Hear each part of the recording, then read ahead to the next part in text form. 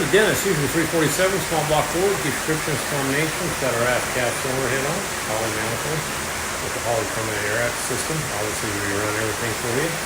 Custom drawn hydraulic roller, got a SCAT rotating kit with custom DSS pistons, front sump oil pan. Go in there and make a run, see what she does, stay tuned.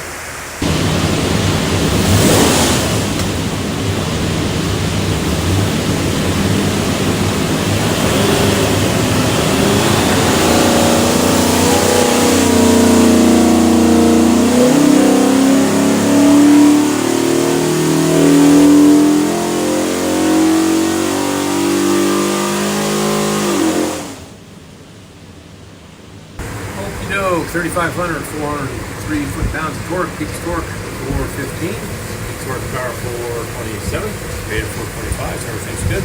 We'll do now pull the pipes back, make sure it's good and clean for you. I'll show you a couple things here. See, you're going to find this thing that looks like a credit card, USB card full of technical information. On the engine will be this tag. You'll have your engine number for our spec. That engine number is the easiest way for us to look you up if you need anything. Flip it over, it's got a QR code. That will take you to some more tech stuff. Have a great day.